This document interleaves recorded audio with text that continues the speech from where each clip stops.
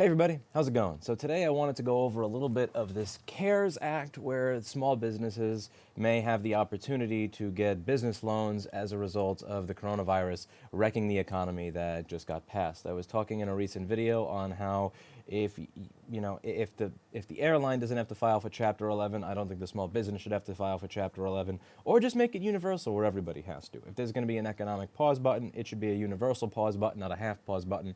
And this actually does seem to do some of that. Now, when it comes to these types of pieces of legislation, most people are not going to read into all the details for very good reason. If you take a look on my screen, one of the things that you may realize is that the bill appears to be about 800 pages. So, I'll just uncrop the top of the screen over here so that you can see that the bill is about 800 pages, which is more than most people are going to be willing to read. So let me find where I got the web browser and open broadcaster here.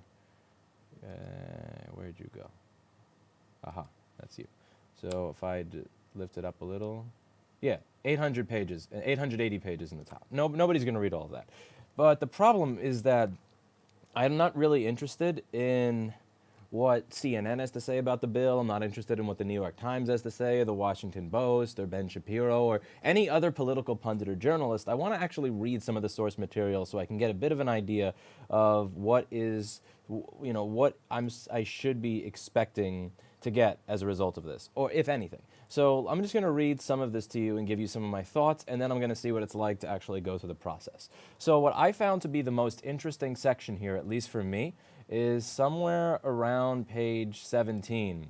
So I will leave a link in the description below.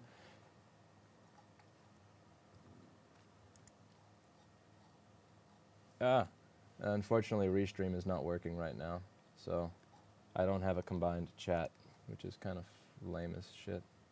One second, let me try to fix this Restream garbage. Alright, here we go. It says chat is waiting for messages. You piece of shit. Okay, the thing I really don't want to do is have to open the Twitch and the YouTube chat windows separately because I don't have a second monitor. So without having a second monitor, it means that I'm going to use up most of the space that I'm supposed to be using to actually view what I'm viewing for chat, and that kind of fucks things up. But the Twitch chat, not the Twitch chat, what am I thinking of? The Restream chat app is shitty and getting shittier by the day. It's almost like I don't pay for it and expect quality. Audio is low. Then turn your goddamn volume up.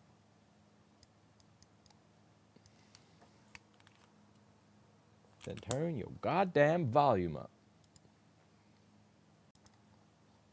This is why you should only stream to Twitch, says Blitzhound. Yeah, but a lot of the times Twitch doesn't actually work. When I was originally doing this stream, it was like crapping out in the middle of it for no reason. Can't trust Twitch for shit. Let's see. Test 1, 2. Okay.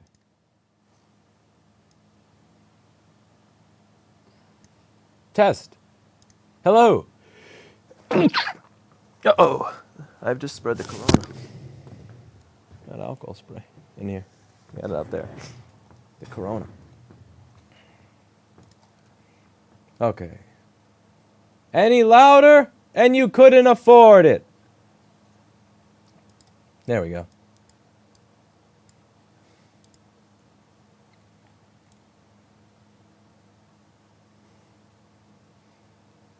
Okay. So what I want to do now is get to this bill. So the part that I found the most interesting is somewhere around page 17 or 18. So during the covered period, the provisions applicable under section blah blah, title blah of federal regulations are waived with respect to eligibility for a covered loan for any business concern with not more than 500 employees as of the date which is the covered loan is disbursed, as assigned in North American Industry Classification System Code beginning with 72. Any business concern operating as a franchise that is assigned franchise blah blah. Any business concern that receives financial assistance from a company licensed under blah blah blah blah. Blah blah blah blah. Here we go. Maximum loan amount. During the covered period, with respect to a covered loan, the maximum loan amount shall be the lesser of the sum of the product obtained by multiplying the average payroll from last year times 2.5. So the average monthly payroll times 2.5. What they're saying there, so let's say that I have a payroll of about $60,000 a month. Maybe last year it was closer to around $50,000 per month. That means that I would be eligible for a loan of $125,000, which is actually quite interesting. And if you continue scrolling, you'll see that it could be for that or 10 million. So whatever is the lower number. So let's say I'm a business with an average monthly payroll of 30 million. I can't say that I want, 75 million. I have to apply for 10 million. Also, if I'm a business that only has a monthly payroll of $50,000 to $60,000, I can't apply for 10 million. So the covered loan is going to be, according to the bill text, volume good now scared the shit out of me. Damn straight. Actually, you know what I forgot to do? I didn't hit the fucking record button. So we're going to start this thing from scratch. How about it? It's not very robust of you. Oh well. Yeah, I got to do this again. Mother flower. Hey everybody, how's it going? So I wanted to actually read out some of the text of this CARES Act and try to put it into practice, see what it's like actually trying to apply as a small business. So when it comes to any of these kind of issues, or when it comes to a new bill, I don't really want to read what the Washington Post or CNN or the New York Times or Fox News or Ben Shapiro or anybody else has to say about a bill. I want to actually read the source text, the real bill itself, and try to get an idea of what's going on. The thing is, I understand why a lot of people don't want to do that, myself included, because you would never have time to do anything else with your life if you actually tried to keep up with this stuff. And it's not even a question of being lazy. It's simply, if you look on the screen here, and I will link this in the description somewhere, this is 880 pages. And most people are simply not going to have time to read through 880 pages. I read through about 40, I skimmed through the next 40, and then once I got to around page 70 or 80, I just, based on the legalese written in here, I just wasn't going to be able to make it through the whole thing. I have a business to run, I have a life to live. But I wanted to get to the parts that seemed to be the most relevant. So I'm going to put this in the chat so that you can see it along with me, and I will read you the parts that I found to be the most relevant. So one of the things that I had mentioned in the past is that if there's going to be some sort of, oh, we're going to bail out the airlines, this can't be, we bail out the shareholders, not the airlines. The shareholders, they don't have to file for Chapter 11, but the small businesses have to file for Chapter 11. Like that's not going to play twice in a row. So after 2008. So if you take a look through this document, this is the part that I found to be the most interesting. Waiver of affiliation rules. During covered period, the provisions applicable to affiliations under blah, blah, blah, under code blah, blah, federal regulations, are waived with respect to eligibility for a covered loan. 4. 1. Any business concern that is not more than 500 employees that is assigned a North American blah, blah code with term 72.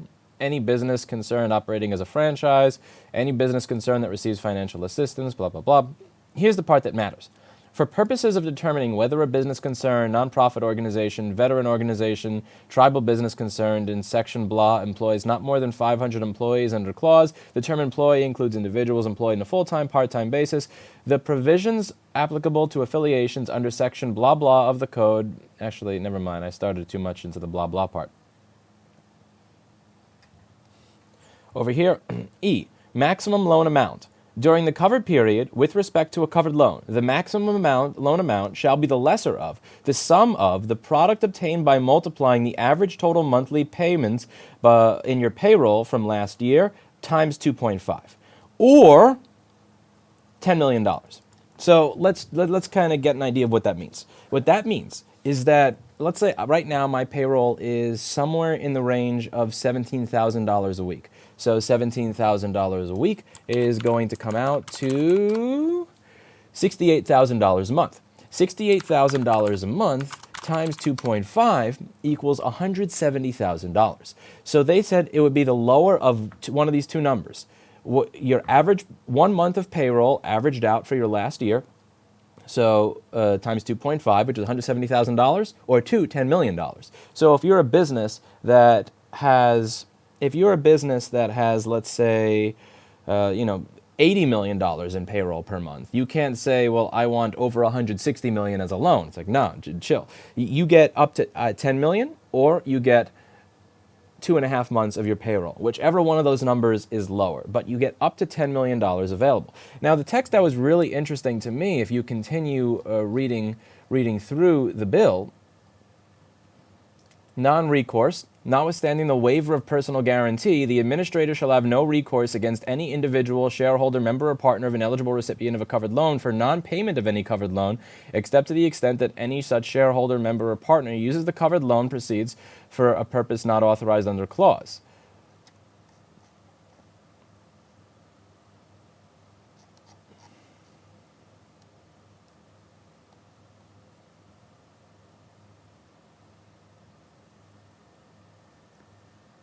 No, MB is Frenchy.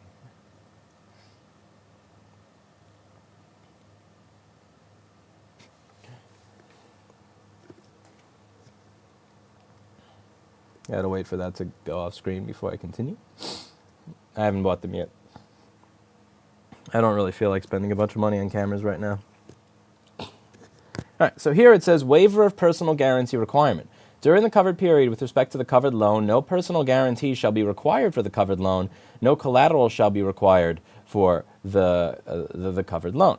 And it goes on to discuss in this document that this is essentially, if you use the loan for paying your staff or for paying your rent and paying your staff, that it is then forgiven.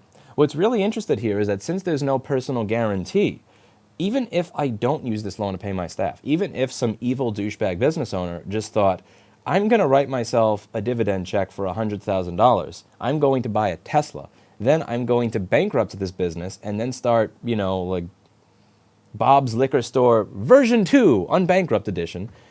Since there's no personal guarantee, they couldn't actually go after Bob. They could only go after Bob's old company, which then went bankrupt. So even if you don't use the loan money the way that you're supposed to use it, it seems like that line in this bill, the lack of personal guarantee, makes it fairly ripe for abuse. I understand not wanting a personal guarantee if you can't pay it back, but I think that having the personal guarantee there to make sure that you use it to pay your employees and not just use it to buy yourself a Tesla is very important. Because if there's no personal guarantee, there's really nothing to stop you from just bankrupting your business, starting a new business after buying your Tesla and not paying your employees.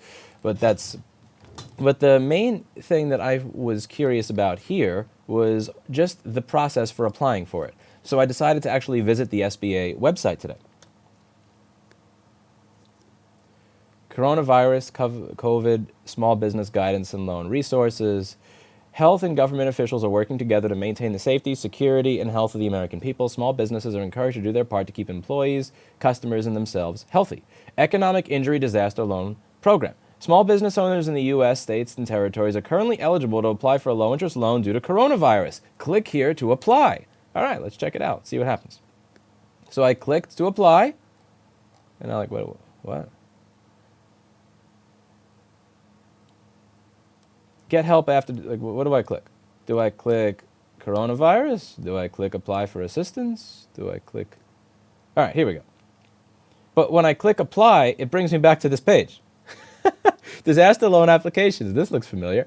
Economic Injury Disaster Loans. The SBA's Economic Injury Disaster Loan Program provides small businesses with working capital loans up to $2 million that can provide vital economic support to small businesses to help overcome the temporary loss of revenue they're experiencing. In response to the coronavirus 19 pandemic, small business owners in all U.S. states, Washington, D.C., and territories are eligible to apply. To apply, click here.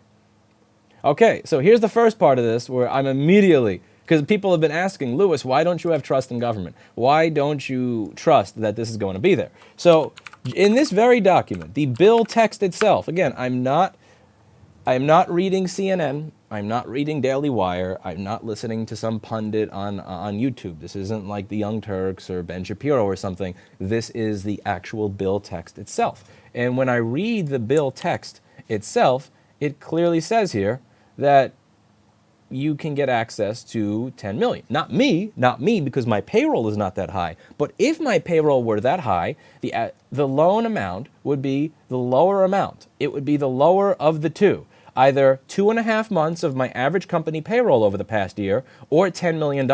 Yet when I go to the very site that I'm supposed to go to, it says right over here, when I click back, $2 million. $2 million. Again, don't get me wrong. I'm not complaining about what I'm able to get, because I don't expect to get that much. I wouldn't be entitled to that much. I don't deserve that much. The law itself was not written to give me that much. What I'm pointing out here is that the very bill text says in it that you can get 10 million if your payroll is high enough. Yet the SBA website disagrees with that by, that's 20%. That's 20% of what the bill said was available. That's 20%. The bill says 10 million, the site says 2 million. Like right there. And people wonder why the average person does not trust government. But let's continue over here and just see, let's continue on. To apply, click here. Economic injury disaster loan assistance. So there are forms that I need to download below. Business loan application form 5, home or sole proprietor loan application, economic injury disaster loan supporting information, business loan application. So let's go over this business loan application. Now, Chrome has a viewer that allows me to fill it out inside the browser, but Firefox does not. So I'm going to have to open this in something else because Firefox's PDF viewer will not allow me to fill out the text inside of the browser, which is, it is what it is. Okay, so I'm going to open up a different PDF viewer and get that on screen.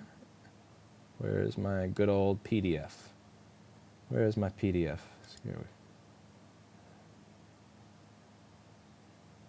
Ah, what the fuck? Wrong PDF viewer. Son of a bitch. Let's see, where's my... I need other PDF viewer. PDF only. No. I need something else. Come on.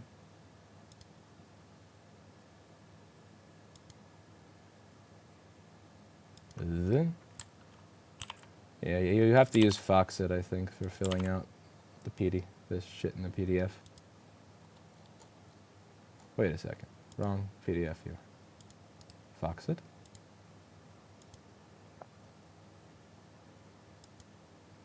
There we go. Alright. We crop.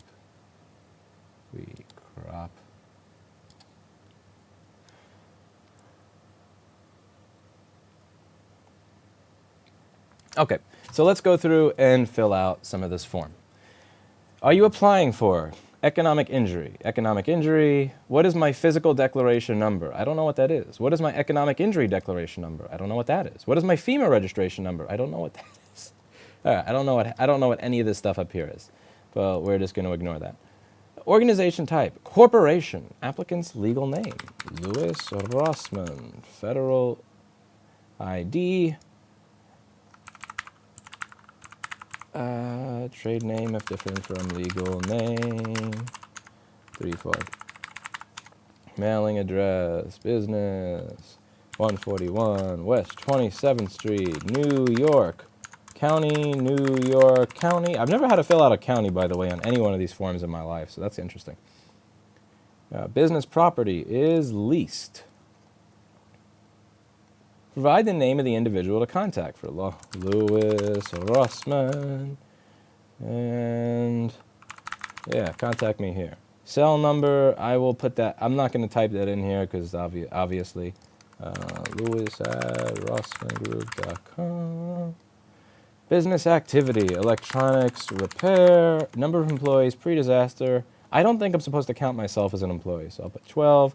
Date business established, I think I'll put the date that I got my license number in the mail for the store. Because I believe I started a new corporation when I moved to 186 First Avenue, and that would be here. Current management, since there.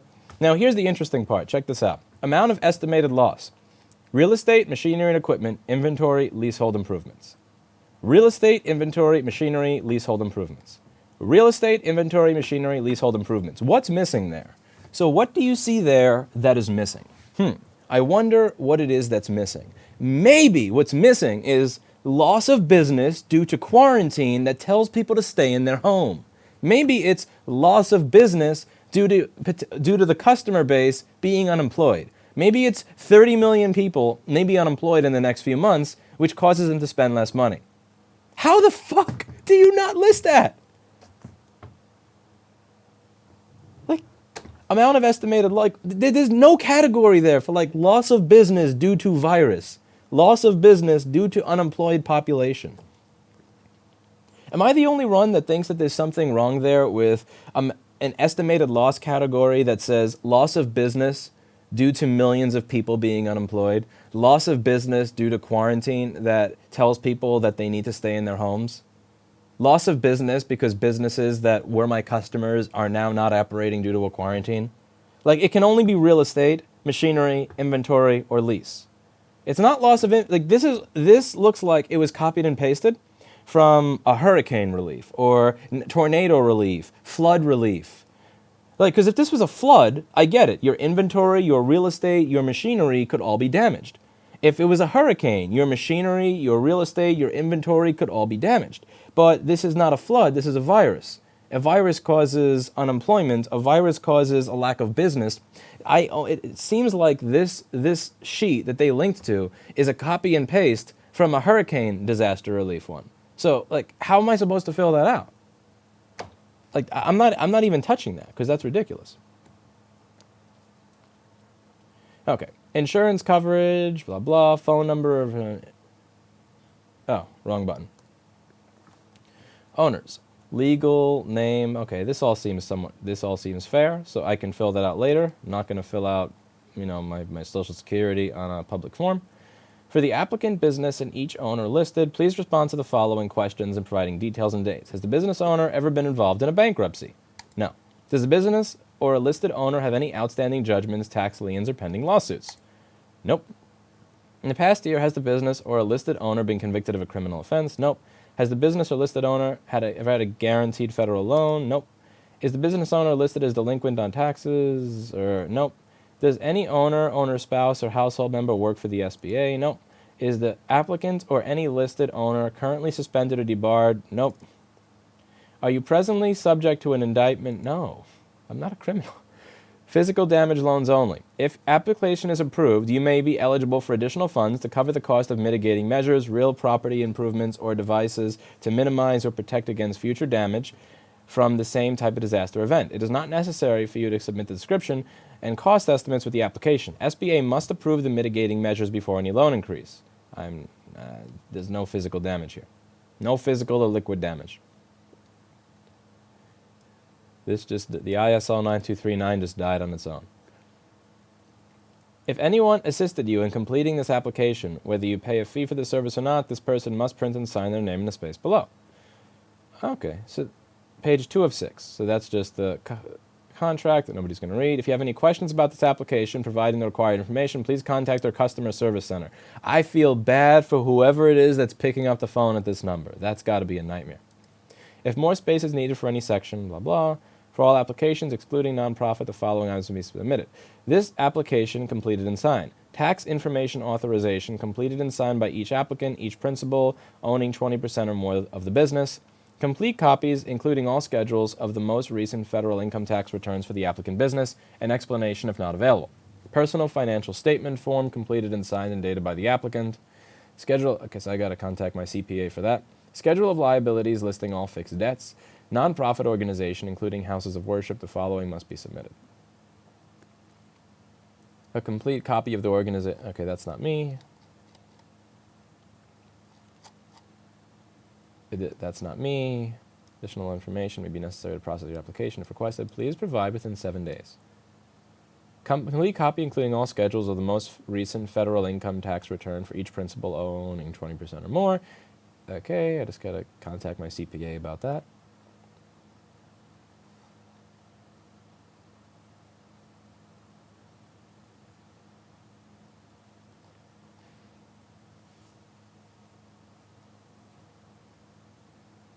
Okay, this is stuff that nobody's going to actually read. This is the EULA. This is a EULA. This is a EULA. EULA. All right, so that's about it. So pretty much what you have to do is you have to contact your CPA and your accountant, get access to all that information. If you do your own taxes, you'll have access to it yourself, and then you'll go ahead and apply.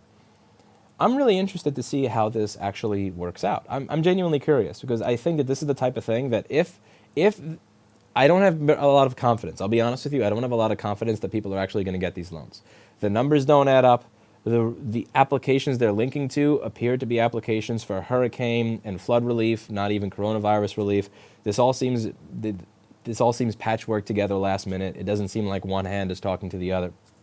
But what is interesting here, if this does actually go through, is 2.5 months of payroll that is forgiven if it's that 2.5 months is forgiven if you use it on your employees. That's really interesting. But the area where I think that this is rife for abuse is if I just pay myself that money. Since there's no personal guarantee, I don't have to give it back. Now, yes, it would be a loan. The business would then have to pay it back, right? What if the business goes bankrupt? The business goes bankrupt and you start another one.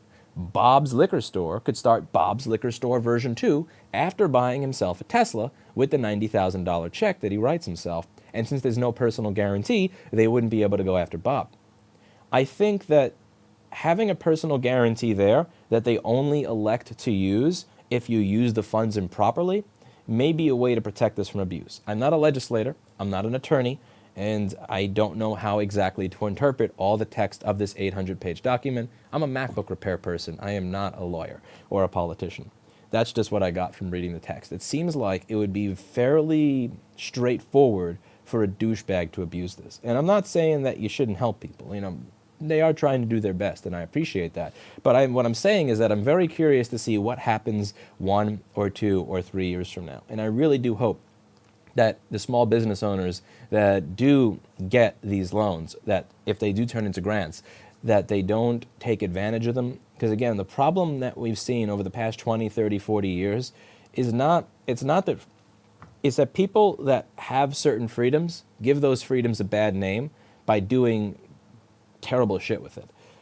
And then you have a lot of people that are clamoring saying there should be less freedom for them, less freedom, less freedom. But the problem is, it's not the freedom's the problem, it's that fucked up people did fucked up things with the freedoms that they had.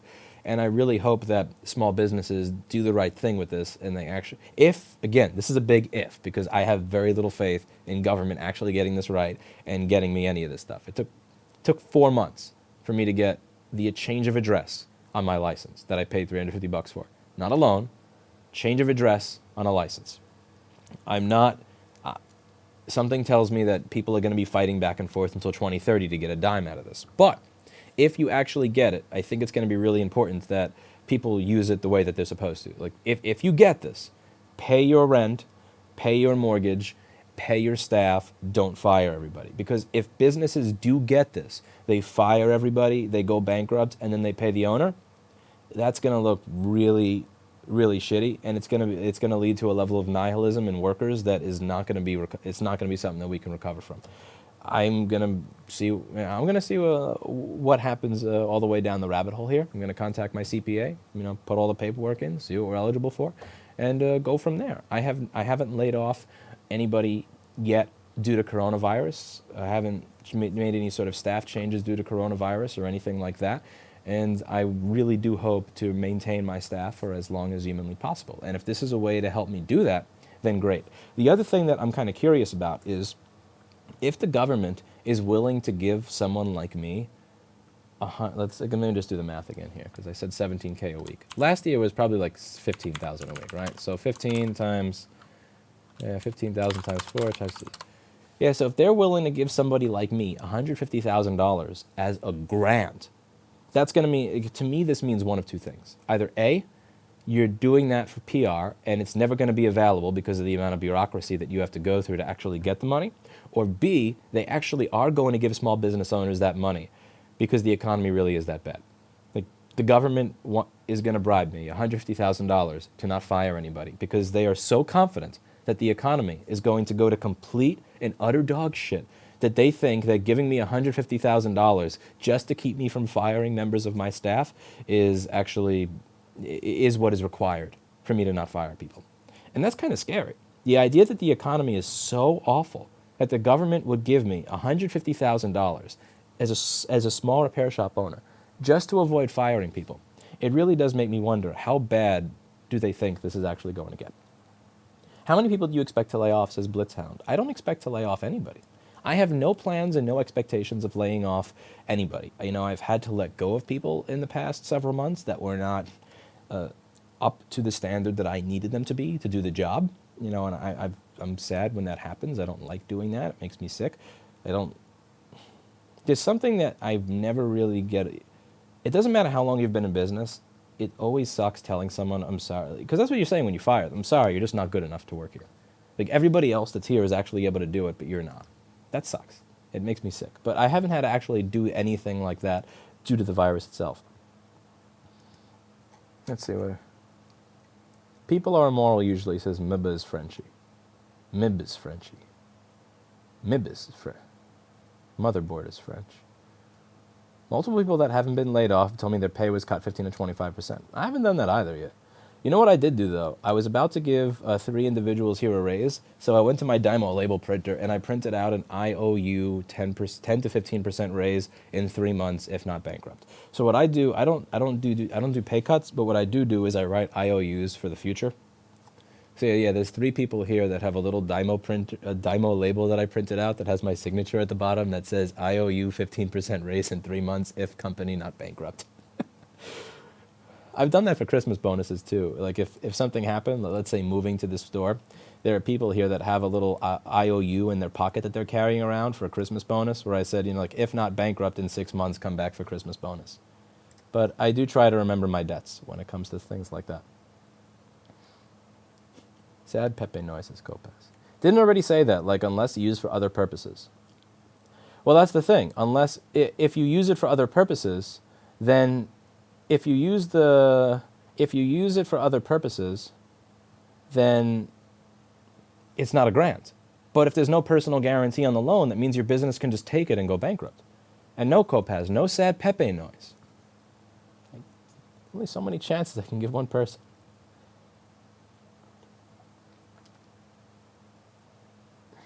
There's no option for landlords for loss of income from loss of rent. You seem like a nice person, you really do, which is why I feel bad that I shit on landlords as much as I do.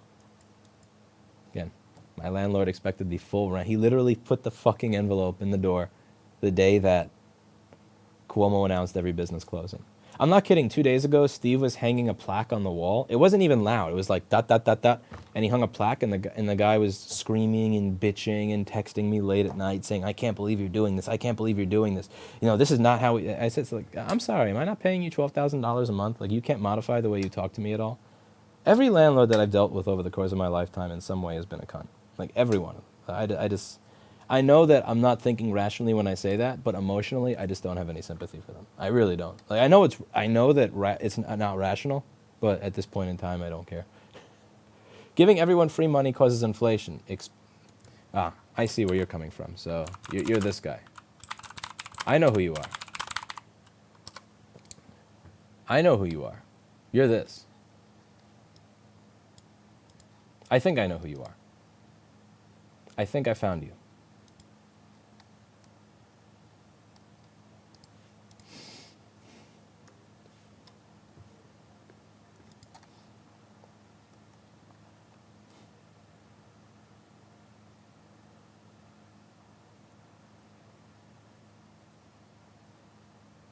I think the bigger issue for abuse will be businesses who don't need a loan getting one, paying 3 months of employee salaries and then pocketing actual payroll. I don't know. I mean, that's the thing. Here's the way I see it. My tax dollars went into this. I would prefer not having to pay the insane amount of tax that I pay. But if I do have to pay that insane amount of tax that I pay, any opportunity that exists for me to get that back, I'll go for it. Shamelessly. Because if I don't go for it, then somebody else will. And I think it was Walter Williams that was explaining this about state governance, how you're never going to be able to get states, individual states, to stop asking the federal government for money. Because if Texas asks for less federal money, that doesn't mean that federal money will be saved. It just means that if Texas is asking for less, then let's say Georgia can ask for more, something like that. Walter Williams explained it in an interesting interview. So it actually makes no sense for a state to not ask the federal government for money, because it's going to be, they're going to take it anyway. You might as well get back as much as you can from what you paid into it. So, like, I don't know if the economy truly is going to go to shit in 3 or 4 months. I pay a stupid amount of taxes in New York City to run a business, and especially the payroll taxes on top for employing 12 people. I would like to look out for the best interests of my people. You know, I didn't ask for the money to be taken from me, but it was. So I have an opportunity to get it back. I'll take it, and I will use it for my staff. You know, if it helps me be able to weather the storm, if there's going to be a month where there's crappy business or where there's transitions that have to be made or something like that, I'd like that the money that all of us have been paying, because I don't have off-the-books employees here, all the money that I've been paying for the past 8 years to be used to help me during this time. Inflation is the hidden tax. $2 trillion is a lot of inflation. Yes, again, I point you to this. I hear where you're coming from, my friend. I hear where you're coming from.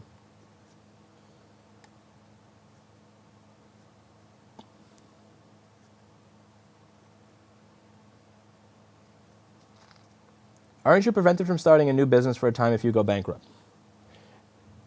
You're going bankrupt wrong, my friend.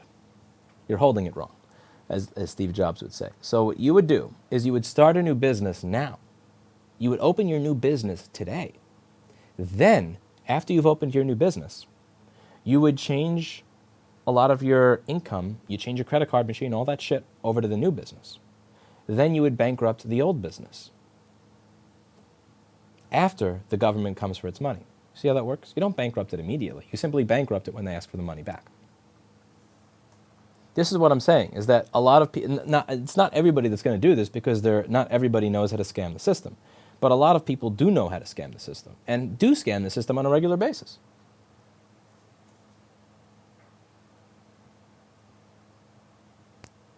Exactly. It's what JP said. If you plan to go bankrupt, you just start a holding company for your assets, go bankrupt, then move the asset to the holding company.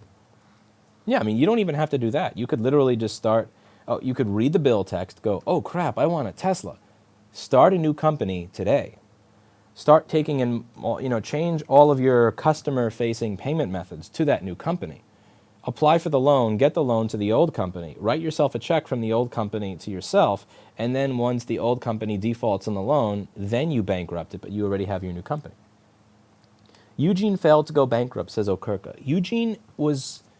Eugene, in my opinion, is too fucking stupid to file the bankruptcy paperwork properly.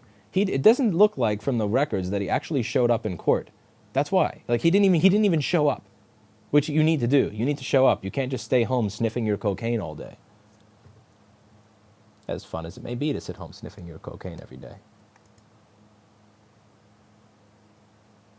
Every crisis in my country has been a debt crisis. We're used to it, says Darren. We have some Greek people in my chat.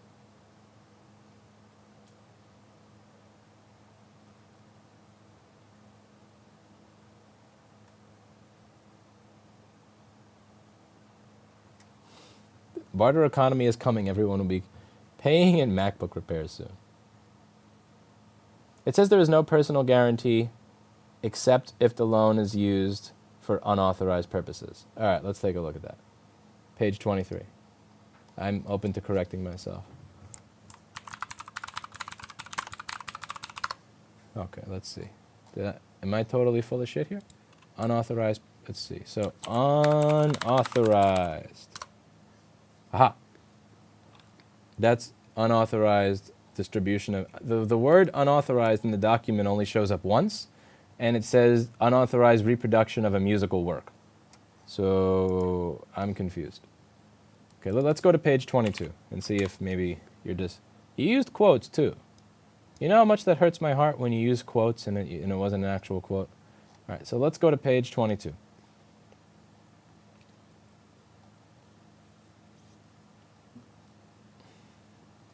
Notwithstanding the waiver of the personal guarantee requirement or collateral under subparagraph J, the administrator shall have no recourse against any individual, shareholder, member, or partner of an eligible recipient of a covered loan for the non-payment of any covered loan except to the extent that such shareholder, member, or partner uses the loan covered proceeds for a purpose not authorized under clause. Okay, that makes sense. You're correct. Okay, I am incorrect there. I'm incorrect. They did actually put that there. Thank you for pointing that out. I got lost in the legalese. So yes, there can be a personal guarantee if you use the loan for unauthorized purposes. I'm kind of curious how this works, though. I am kind of curious how this works. I'm kind of curious as to what it is that you have to... Like, how do they tell that you used it for unauthorized purposes? So are they going to audit every single business that gets this loan? Or is it going to be that there's going to be a tip line where employees can report that I got laid off by this business? Also, how would the employees actually report the business for doing so? Like, how would the employees report the business that did that if they don't know if their boss got a loan or not? I'm kind of curious how it is that is enforced. But thank you for correcting me, because I did skip over that, and that was very stupid of me. Thank you.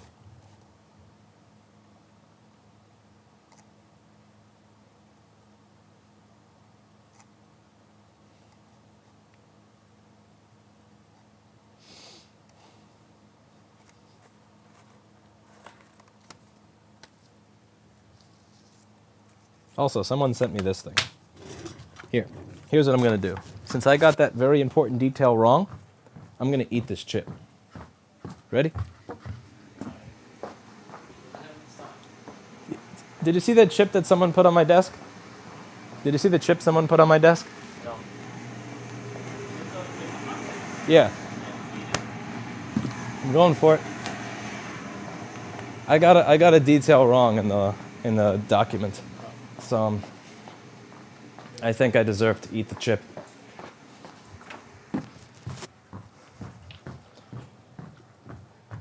All right.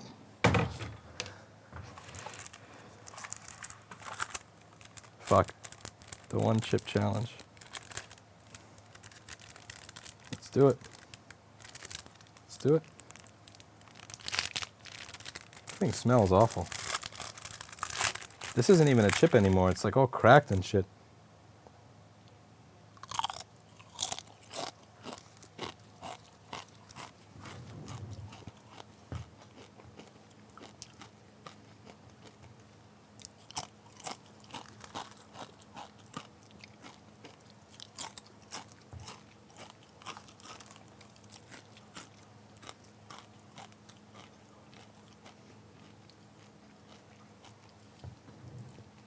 It tastes awful. It's not even spicy. It's just bad. Oh.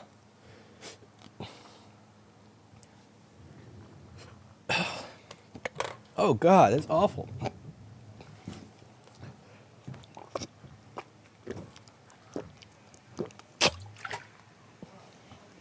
you have any Jolly Ranchers left?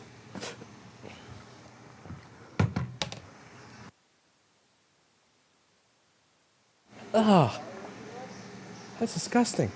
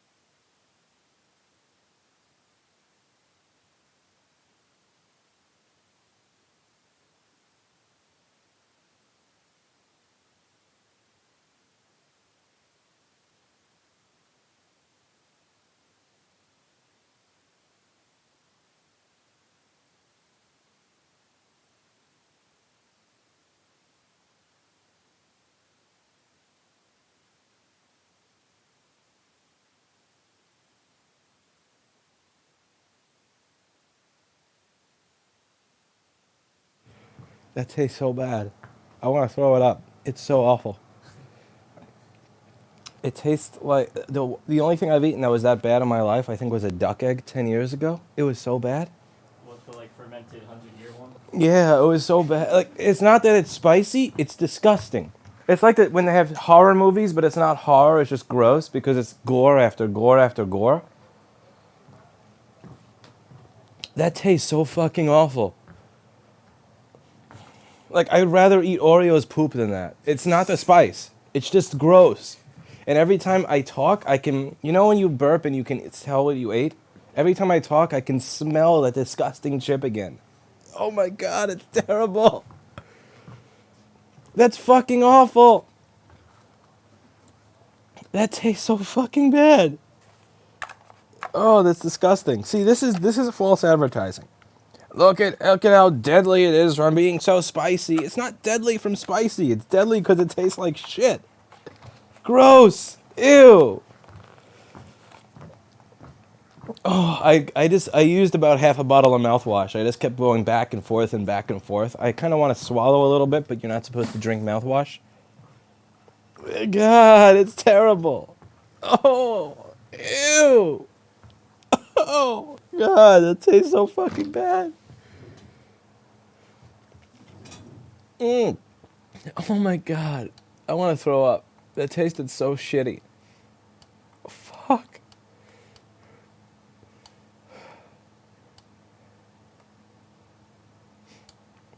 This is shit. That is shit. That is pure shit. Oh.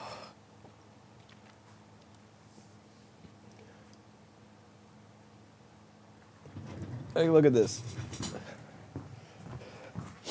This was full.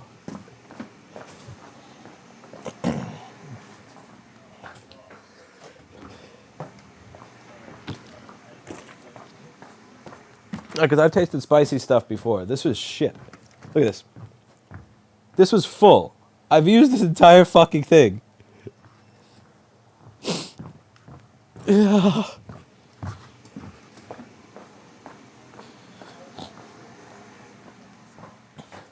That is disgusting.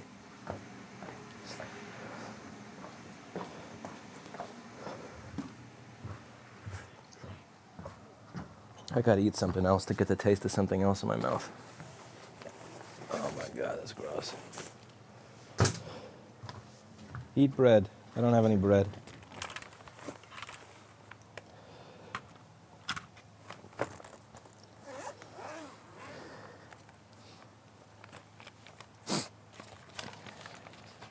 Don't get me wrong, it's hot. It's just like carrot habanero hot sauce was as hot as that.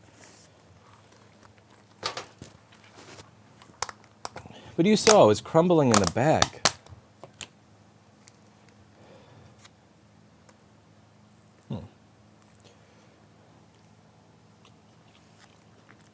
Broccoli.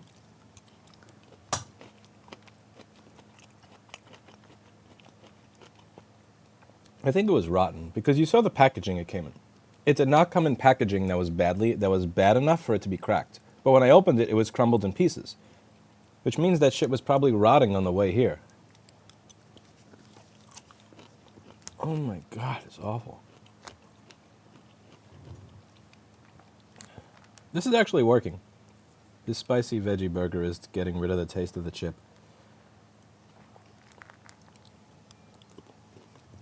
Check the expiry date.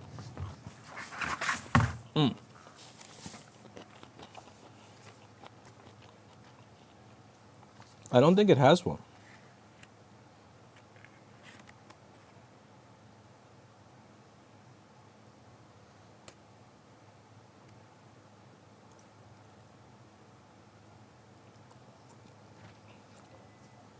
Ends. Okay, there's a challenge that comes with the chip. But that's a challenge. That's not the actual expiration date of the chip.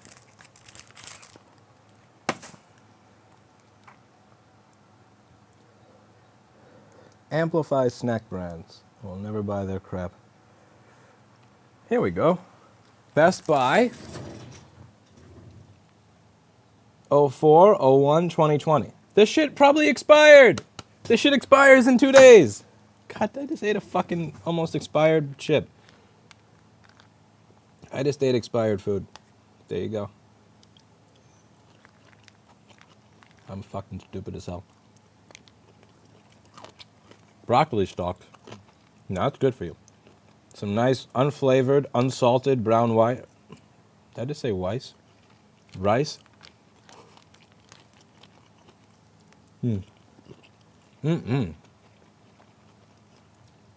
know, I just ate I just ate a snack that's designed as a prank. That was fucking a day away from being expired. Greg, I based that based on how shitty that thing was.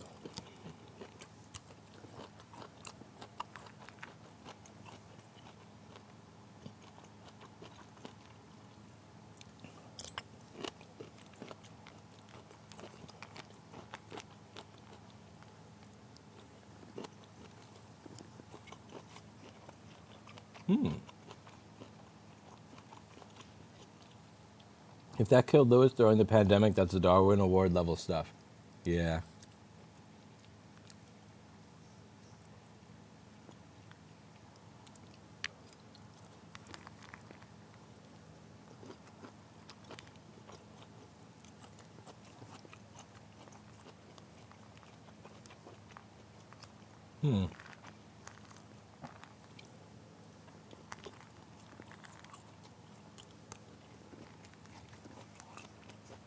All right. I'm out of here. See you all in the next video. So are you, Cars in Depth. So are you. You can suck my dick.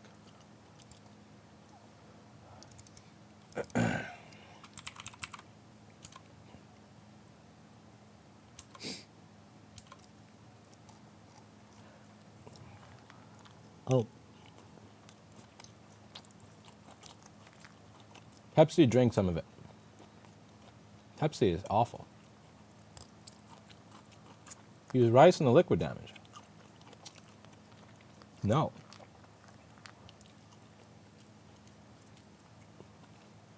Why am I still reading this? I'm supposed to be going and working.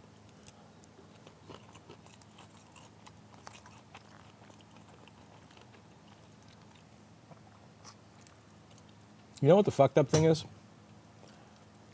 I'm only going to say this because you all decide to stay here long enough. I actually feel like I got to take a shit. And it feels like the kind that kind of rushes out of you. But I just ate that thing. But I feel like I need to take a crap. And it's going to be one of those that just like runs through you. Like right now. I actually got to go.